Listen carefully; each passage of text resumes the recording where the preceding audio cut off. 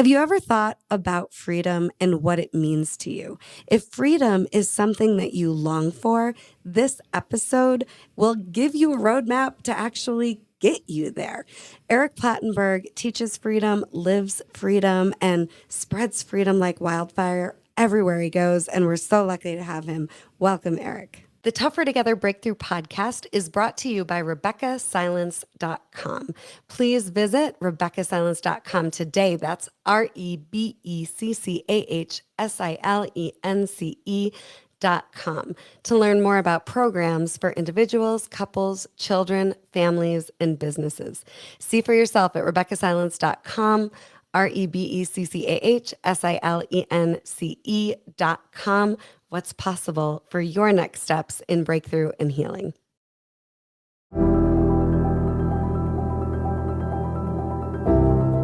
So what is a breakthrough? It's finding your way out of suffering and stuck. It's that feeling of new energy, renewed life, and excitement. When I was 7 months pregnant with my second baby, I received a life-changing diagnosis. I had cancer. When I told my older daughter, she said, "So you're going to die?" And the only thing that saved my life during that time was knowing how to emotionally break through. Welcome to the Tougher Together Breakthrough podcast. I'm your host, Rebecca Silence. I'm a speaker, coach, and the creator of Healing is Possible. In each episode, I prepare you for life no matter what challenges you're facing. I'm going to invite you into the stories of real people who are living life in breakthrough and making the world a better place. If they can do it, so can you. Breakthrough is your right. Get ready to break through. Get ready for the rest of your life. If you want freedom and value freedom, you do not want to miss this episode with one of my dear mentors and teachers that taught me what freedom really is, helped me get there. He lives freedom regardless of circumstances and teaches freedom to the masses. With that being said, welcome very special guest, Eric Plantenberg, to the Tougher Together Breakthrough podcast. Oh my goodness, Rebecca, it's so good to be here. It's so good to see you. I'm very excited.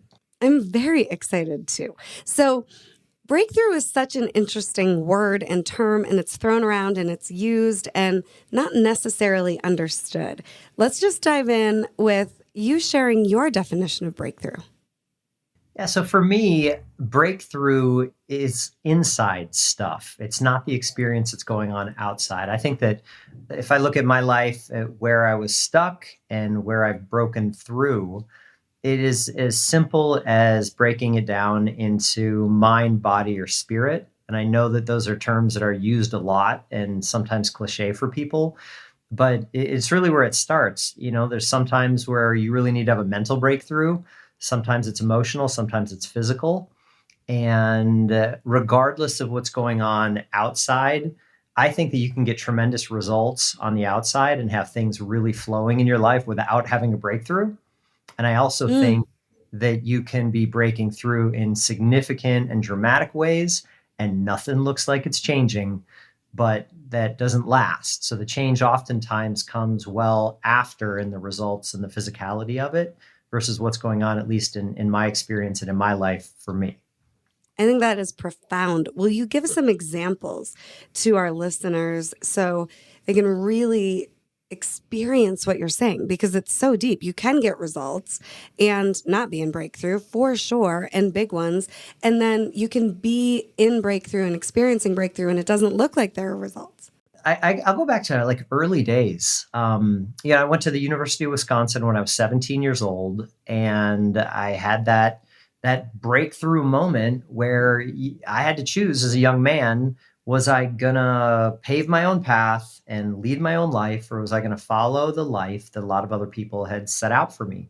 And I'd imagine that there's both many listeners that are younger, that are in that phase of life now, or people that can look back on these days. And I think they're very relevant for me today as well, as I'm about to turn 50. So, when I was 17 years old, I had an incredible breakthrough where I just took responsibility mentally and emotionally for my life, for my health. Mom wasn't there to cook my meals anymore. So I got to choose. Am I going to drink soda and eat junk food all day? or am I gonna be healthy? And it was 1989, and I committed to being vegetarian in 1989. I stayed that way for over 20 years.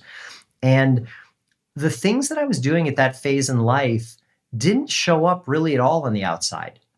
If you had looked at me, you would have thought I was a normal college student having a very normal experience. But what I was doing is I was building a basis, which then I built the next easy 20 years of my life from that foundation. Everything from the mentors that I attracted, the businesses that I was involved in, the relationships, the travel. And all of that was based on, and you used the word earlier, freedom.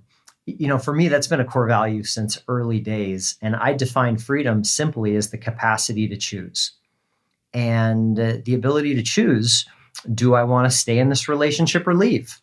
I mean, that's the core of freedom. Do I want to stay in this job or leave? Do I want to stay in this city or leave? Do I want to stay in this physicality of my body or change it?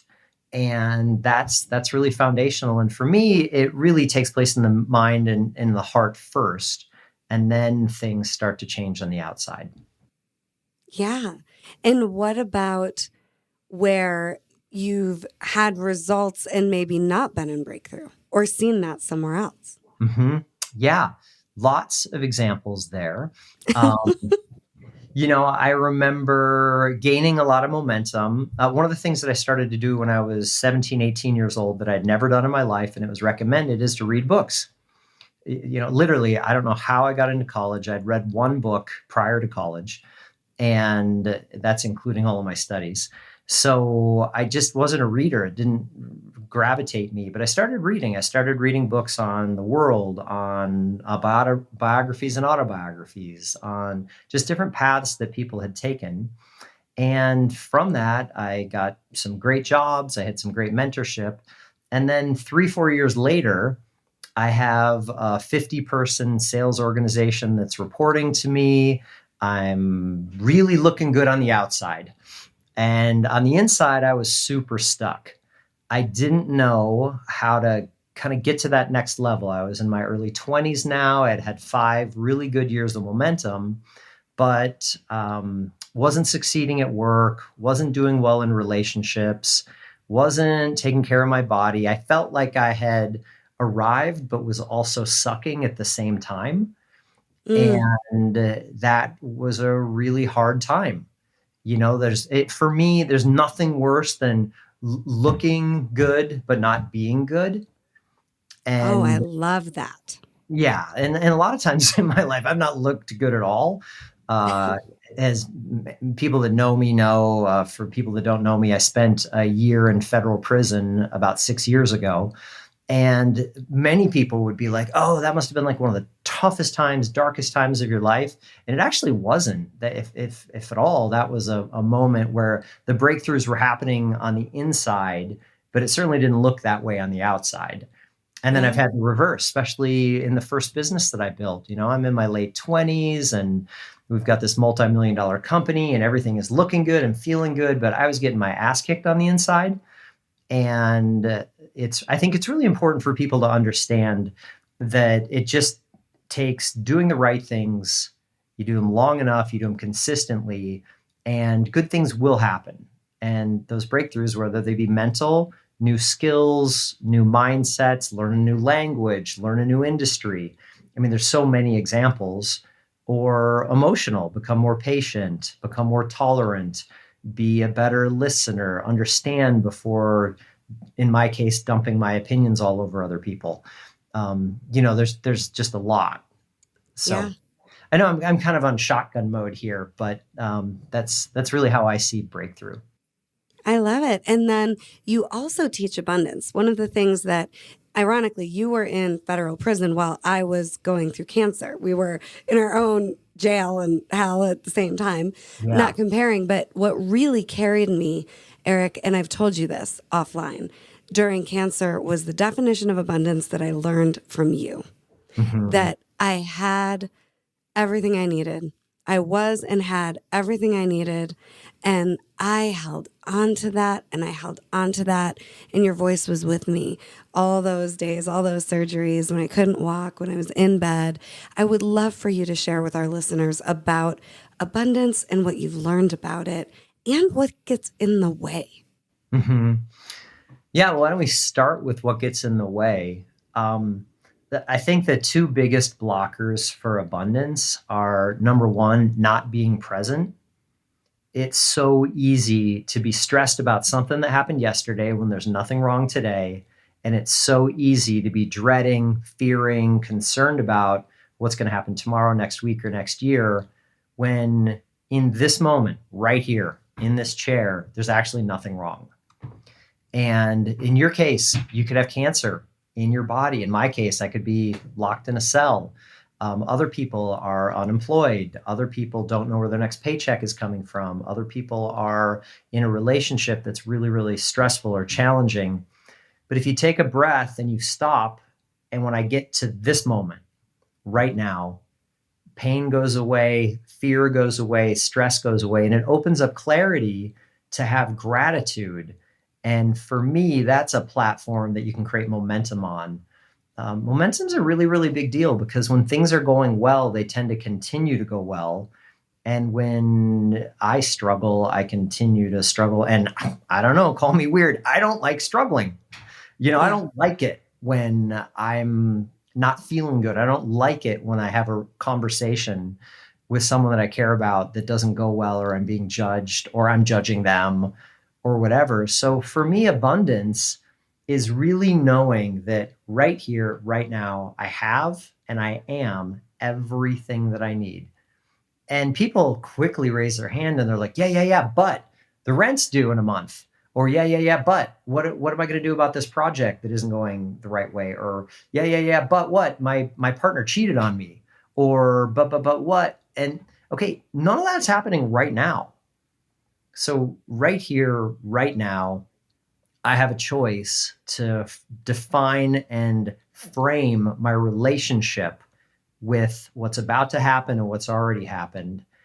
And, one of the things that I've actually never talked about, Rebecca, is, it's not in public, at least, because it's been a bit since I've been on the stage or talking about these types of things, is the challenge that a lot of people have, and I have had this big time, with Pollyannish thinking, magical thinking, and putting frosting all over turds.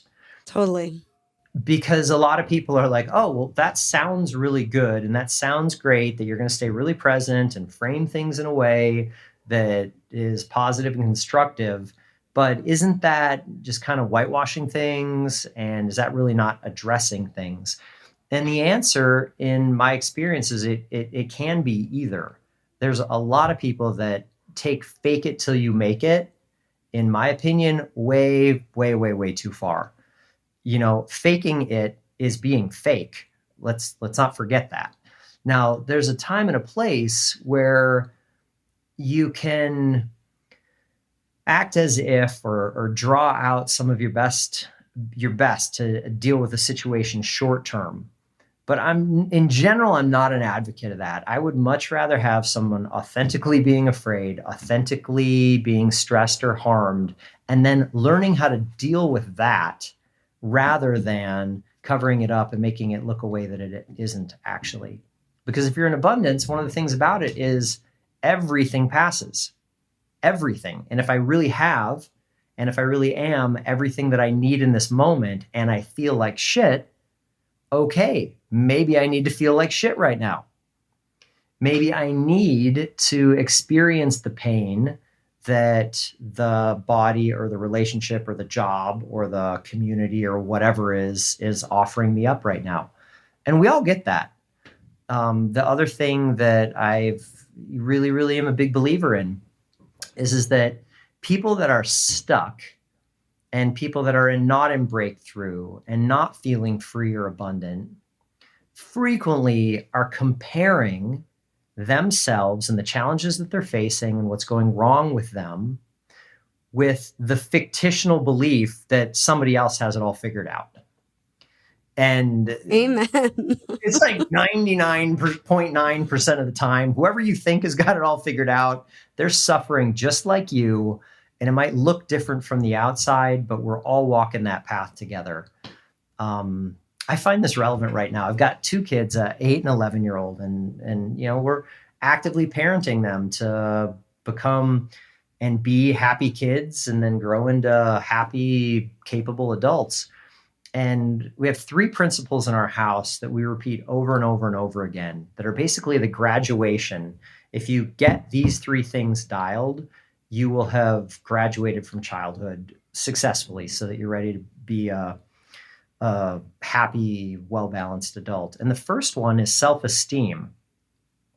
And we define self-esteem in our house as not thinking that you're better than or worse than anyone else, that you're gifted, that you have all of these things that are awesome about you, but that doesn't make you better than anybody. And you're definitely not worse than anybody. Because when you feel superior or like, oh, I've got all my shit together, the chances are that there's a crack then deep inside in your self-esteem. And if you're looking in the mirror thinking that you're inadequate or that you don't have what it takes, that's just factually not true in my experience. So these are some of the cores about abundance for me, Rebecca. And I want to hear more about the other two principles, but first I want to acknowledge that what an amazing parenting hack that you're giving our entire audience right now. Self-esteem, I think, is the one biggest issue I coach in my coaching practice. We don't have it. We don't have confidence. We don't know how to get there. And then what a perfect definition. Yeah. And then all the people that like we think and we're admiring because they're so confident, they're so put together. And a lot of them are, and a lot of them are super arrogant, super like, I'm better than everybody. Follow me because I know what to do. And I think that both of those are a miss. I think that when you can walk into a room and look at the people in the room and know that everybody is gifted, everybody's flawed, everybody has lots of joy in them, and everybody is suffering, and we're doing this together. And then you can figure out, okay, well, hey, I'm good at this and you're good at that. And we can do this together better if we did it together than apart. Then you can start to really do great things as a family, as a community, as a or working tribe, whatever that may be. And the togetherness, this is the Tougher Together, because we are tougher together podcast. And it's true. And you've built beautiful communities. You even did in jail. True. Yeah. Yeah. Will you share a little bit about that? And then I want to get back to the two other principles with your kids, but community is huge. Yeah, community is a big deal. And I love being alone. I think the selfish side of me would just love to go to Bali or the Himalaya or South America for like the next 5 years with a couple people that I love, mainly my kids and Sherry and, some family and just hunker down. And we're in fact going to do that with the kids' mom, Michelle, and some other people that we love. But it's so easy to be isolated and to have only the people that you love and be in a beautiful place and all of that. The difficulty about community is when you have a variety of different beliefs and values. Oh my goodness, are we seeing that in America today? Yeah. There's easily half of the country thinks this and the other half thinks that. And that's in our companies, it's in our communities, it's the people that your kids go to school with, that's the world. So for me, and this was a huge part of what we did at Freedom Personal Development for almost 20 years, is to go into companies and help people to be able to create connection with each other amidst diversity and to create shared values and shared ideals while respecting that people have diverse backgrounds, diverse beliefs, and diverse values. We all have shared values and we all have unique values. And that's to be respected and honored. If everybody looked and thought and acted like you and me, we wouldn't get a whole lot done. Nobody would be able to fix anything in my case. It would just be broken. And so I think that that's super, super important. And I think the community is a really big piece of leveraging strengths so that you can do what you're really good at and what you're passionate about, and then step back and not do the things that other people are really good at and passionate about.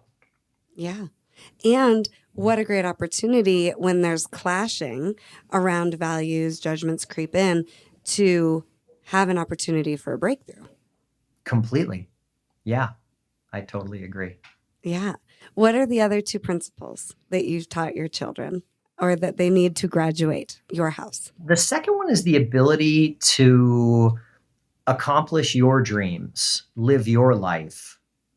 And for kids, they're growing up and my daughter wants to be a marine biologist and my son wants to be a zoologist. And when I was a kid, I wanted to be a doctor. And those are physical things, or career things. And then, my daughter's learning how to play the piano and my son is skiing and doing all sorts of cool things. And for me, one of the things that is so fundamental is that I believe that people can do anything. And I literally mean that. If you can think it and if you can commit to it, then you can do it. Whether it's playing an instrument, learning a language, getting educated on something, getting this type of job, accomplishing that sort of sport or activity or hobby or whatever it may be. That does not mean that everybody gets a trophy. That doesn't mean that everybody gets to play in the NFL or be a concert pianist. But it does mean that if you want to play football, you can play football. It might not be in the NFL, but it can bring you a lot of joy. If you want to be a singer, good. We all don't get to be Madonna and Bono and whomever else, but you can sing and it can be valuable and meaningful to you. So we really emphasize in our home that you get to set up your life, whatever that looks like for you, and you have the power to do that. And it takes dedication and learning and lots of times doing it incorrectly. Again, whatever that may be, whether it's education wise or sports wise or career wise, but it's accessible for people that are committed to it. In the final, be kind. That's simple. Be kind to yourself, be kind to other people. And that is a huge point of confusion with a lot of people. And we talk about this in our family. That does not mean people pleasing. That does not mean abdicating your values and beliefs. It definitely means creating boundaries and being strong about what you believe in and doing it in a way that is kind, that is not critical of the other people, that holds your integrity while also making your needs, wants, and boundaries known.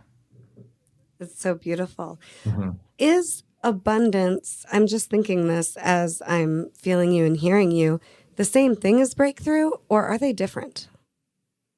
No, I think I see them as different. I think of breakthrough as growth from A to B to C.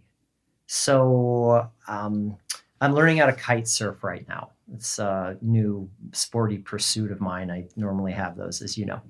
So I don't know how to kite surf, and I have all these friends that kite surf, and I watch these people in their 70s and 80s that kite surf, and it's fabulous. So I go out there for the first week, and it's kind of a tricky sport because there's the kite in the air, there's all of the dynamics of the water and the wind and the board and everything.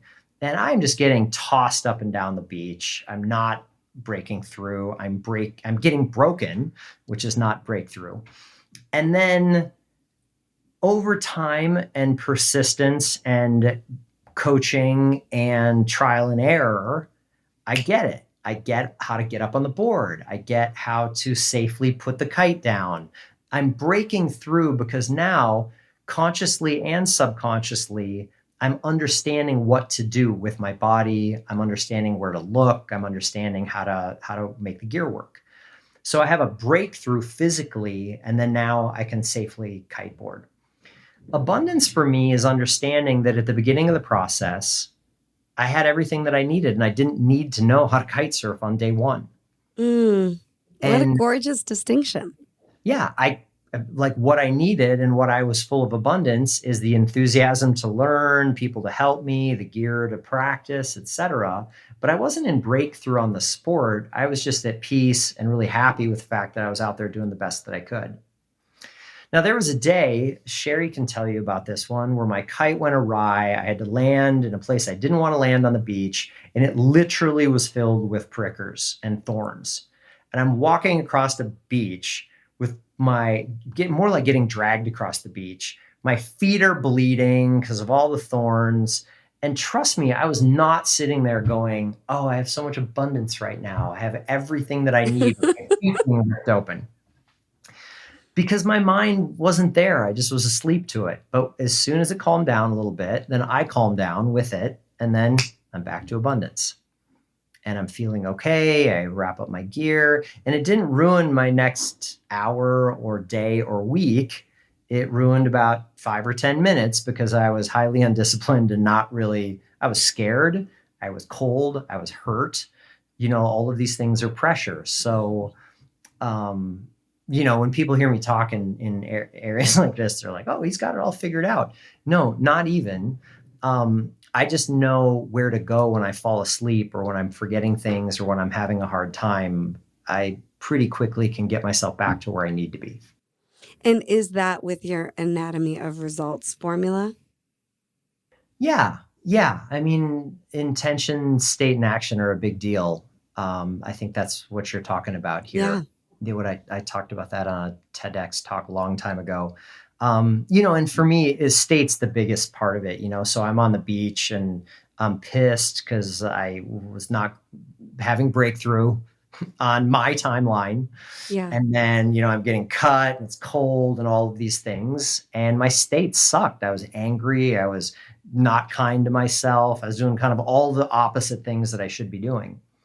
But when those things are not surface level, like I read it in a book one day, when they're part of your life and they're part of what you vow and are committed to and have integrity on, then they pop up in your brain for me.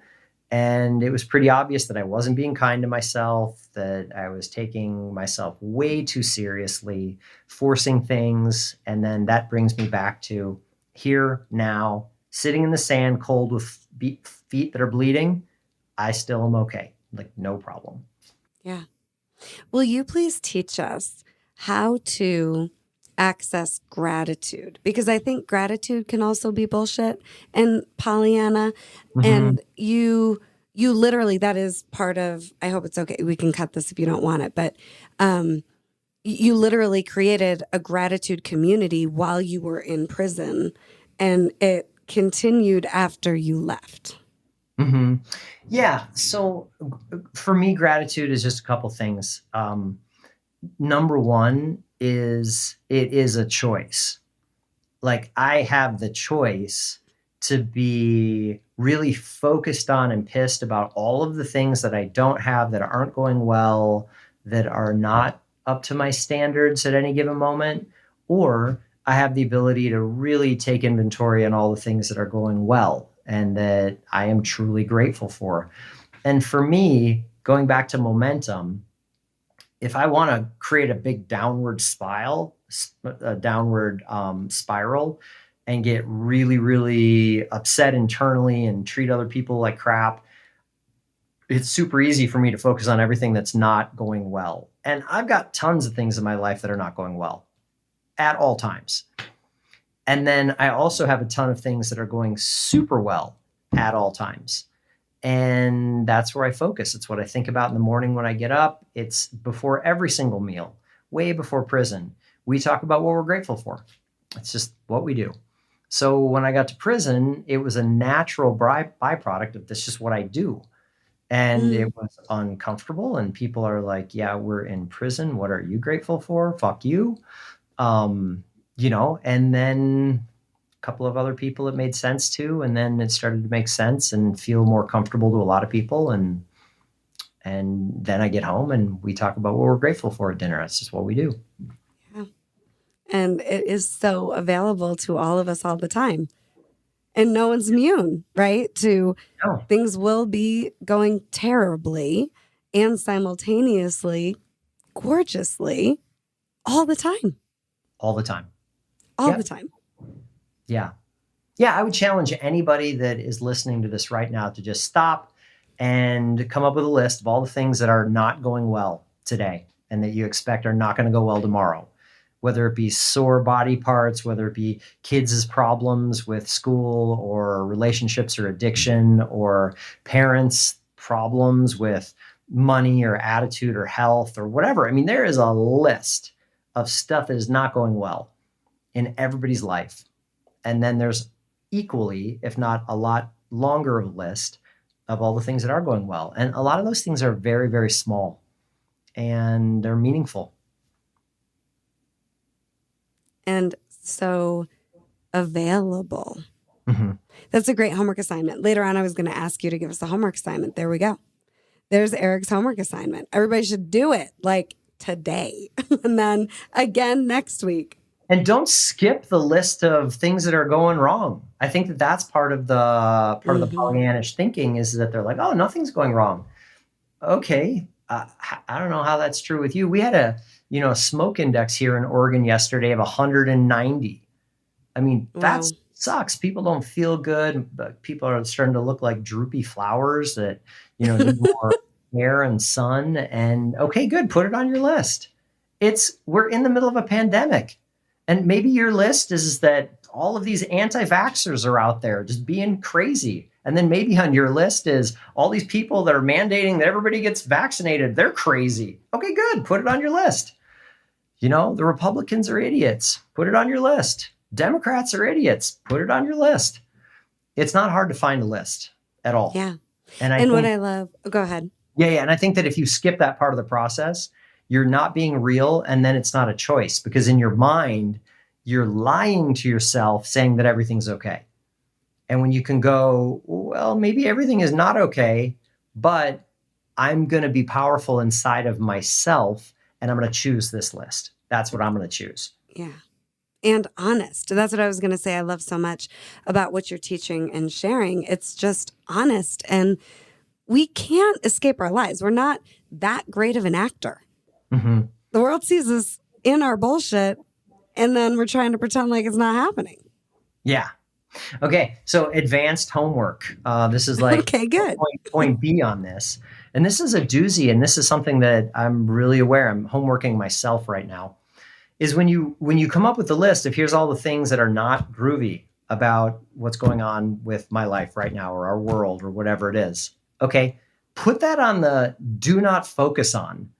So to spend 5 minutes at the beginning of a meal and talk about what we're all grateful for, and then to spend the next 50 minutes of the meal talking about what an idiot the Republicans are, or what idiots the Democrats are, or the problem with coronavirus, or the problem with the economy, or the problem with, okay, that's not helping.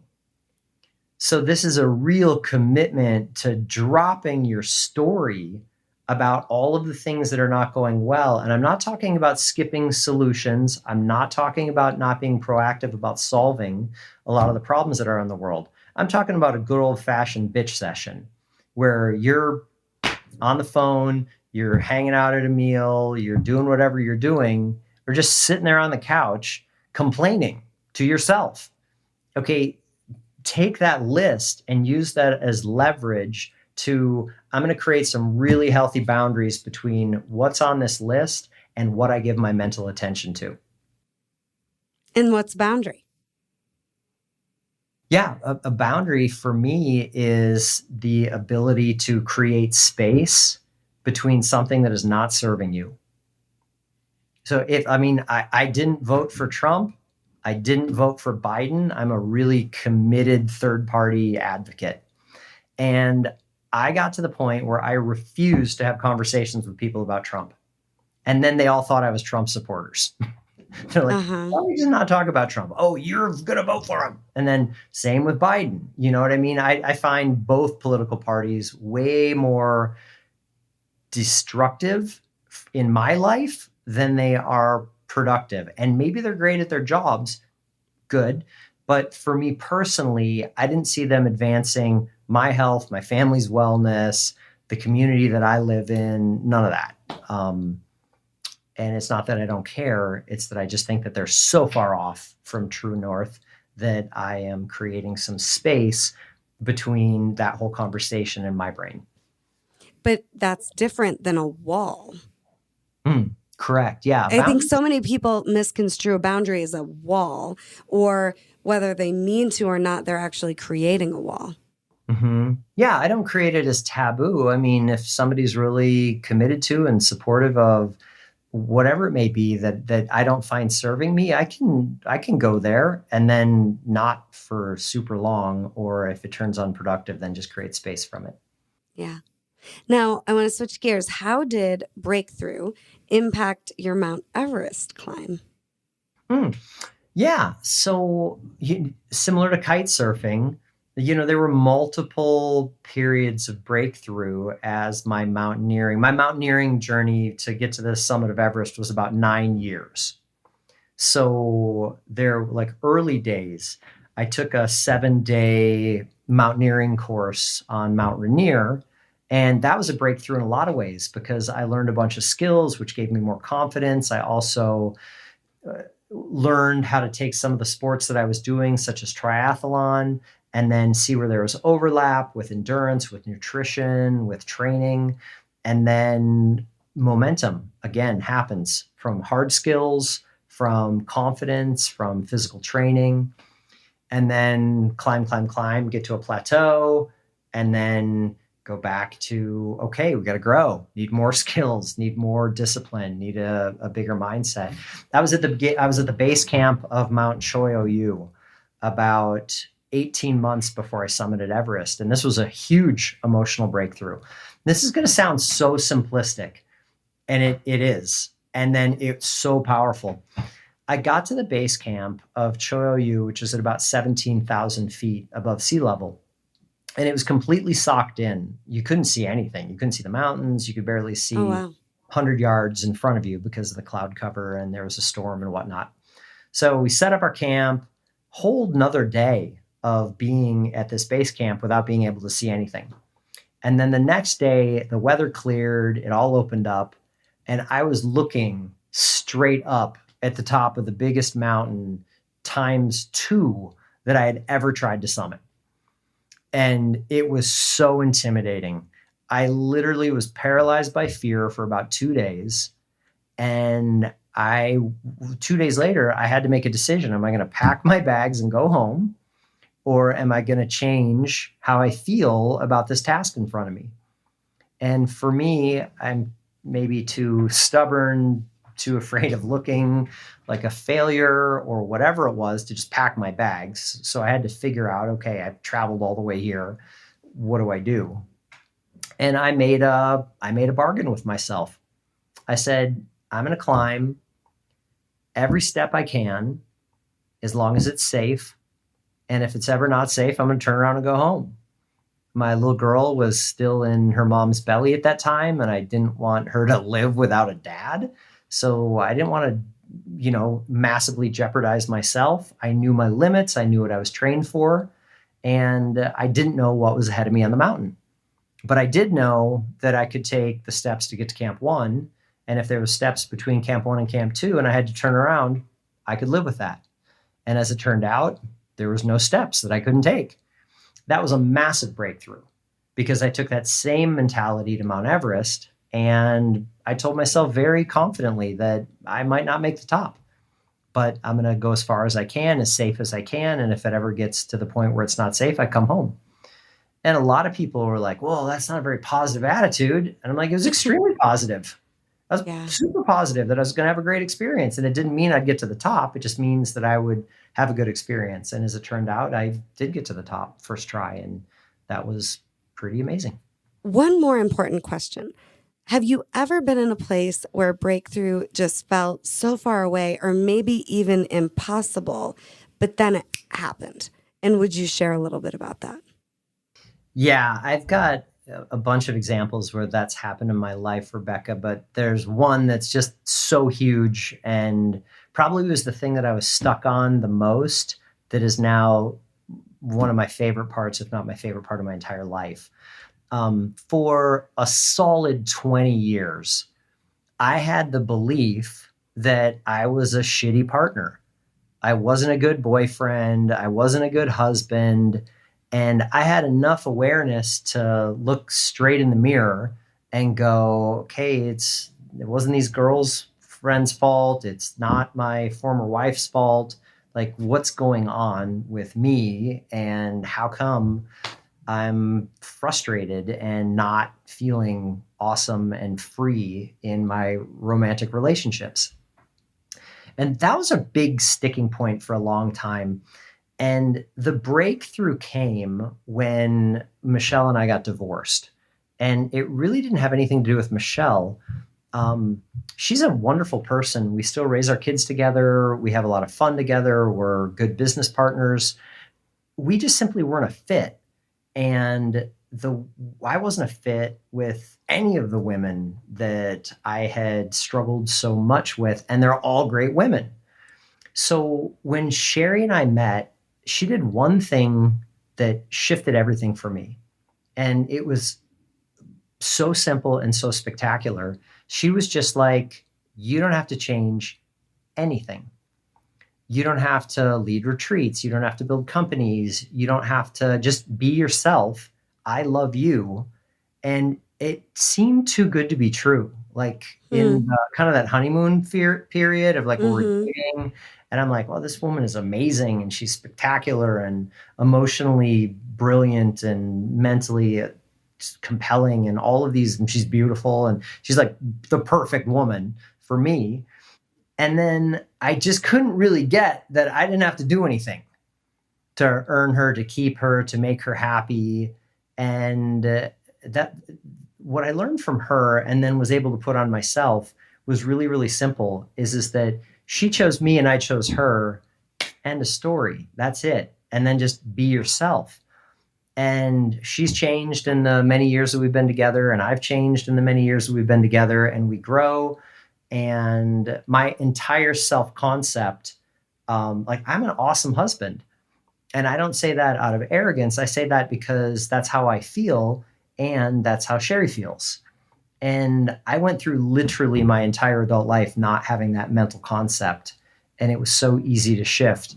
And both Sherry and I talk about our previous marriages now. And we're like, what would it have been like if we felt like and acted like we do now in those marriages? And I think that my marriage would have been a lot happier for sure. And the other thing that I really came to see is that there is just a lot of like brute chemistry that goes into really successful relationships. And I think that many, many, many people work too hard on themselves to try to fit into the dynamic of a relationship that probably is never going to fulfill them.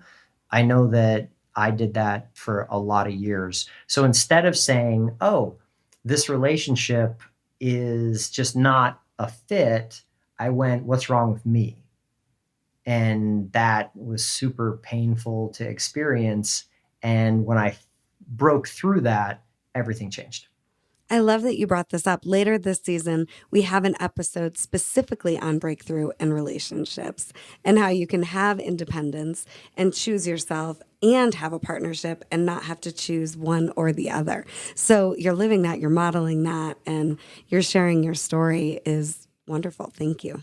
I'm so glad that episode's coming. It's such a big deal. I mean, what's a bigger deal than the relationships that we have? It's important. Yeah. Thank you so much for sharing your heart with us. Any final thoughts for our audience, what you want them to know about breakthrough or abundance or anything? Yeah, I mean, for me, I would share that it's just really personal. And there's times where there's a lot of momentum on breakthrough and on personal growth. And there's times in my life, and I've certainly heard this from many, many others, that you just kind of stuck. And both of them are okay. Those stuck periods are strength building. They dig a deep emotional well, and they're good. They're good for us, good for me. Some of the hardest times that I was the most stuck, I look back on them and I'm like, okay, that was a platform with which I needed to grow, with which breakthrough and pretty awesome things came from. And I think that that's true for most people. And for me, I don't like being stuck. You probably don't like being stuck. So I hope that's helpful. I know I try to cheer myself up when I'm stuck and just like, hey, it's going to pass. And when it does, I'll be better for it. Yeah. And going back to gratitude and that assignment that you gave us in those stuck moments and knowing it's a season that won't last forever is always available. So I encourage everyone listening to take this coaching, to take this gold in this podcast today and run with it, because it could and will change your life if you will let it. Eric, you're such a gift. Thank you. Thank you. Thank you for being with us today. Please note that the content of this podcast is not meant to be therapeutic or to replace any personal growth work that you are already doing with a coach, therapist, or mentor. Take the content, have it inspire you, and then keep working with your support system. Breakthrough is your right. Breakthrough reminds us that we're tougher together and that we're connected to possibility even in the most challenging and possibly darkest times. I'm Rebecca Silence, creator of Healing is Possible and proud host of the Tougher Together Breakthrough podcast, where we come together and we tell stories of real breakthrough that exist for you as well. Get ready to break through. Get ready to live more free and get ready to experience more breakthrough, because that's your right.